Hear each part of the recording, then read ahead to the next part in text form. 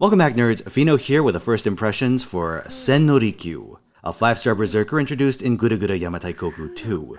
This took a little while to set up since Rikyuu requires an ungodly amount of those crabby little trauma materials, ashes specifically, 72 per skill.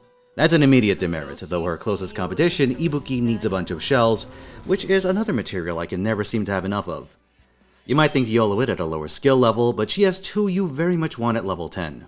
Her first skill gives a party quick buff and NP gain, with 15 stars. Her second skill is a targeted buff with a 30% battery, 2 stacks of overcharge, and a single hit invuln. Suffice to say, these are both very important tools for farming and, as you'll see, looping. Her third skill isn't really related to that, but it's pretty interesting in its own right. It's a multi-turn crit buff with an additional crit buff specifically for quick cards. It also applies a defense down when she hits people with said quick cards. Her Noble Phantasm is an AoE quick attack that does extra damage to human attribute enemies. That's tied to overcharge, and thanks to her second skill, you can feasibly get mileage from that. On top of this, there's a curse and single turn NP seal. Aside from the fact that she can loop, that's her most interesting attribute. Against an entrenched enemy with trash bombs, you can treat Rikyuu like an AoE Nyalter and lock them down while you chip away at their bars and isolate them. As for her farming, I tested her against 2 nodes. One is the Trom node you'll be farming her ashes from. I was able to do this at 10 and 8 on her first and second skills with some wiggle room. Given that it's a mixed node with berserkers, I'd say it went pretty well.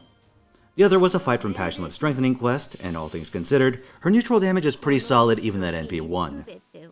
So taken in a vacuum, Sen no Rikyuu is a solid quick farming berserker. That'd be great if it weren't for the fact that the previous event added an extremely powerful farming arts berserker.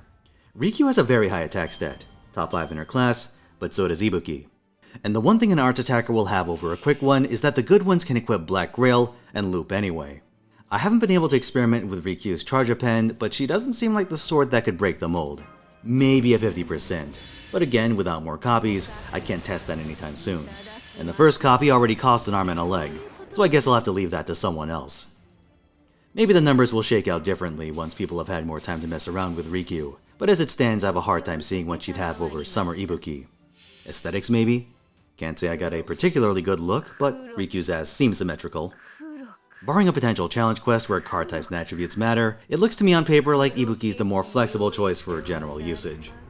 It's unfortunate, but if you're in the position of having Sen and not Ibuki, yeah, sure works fine.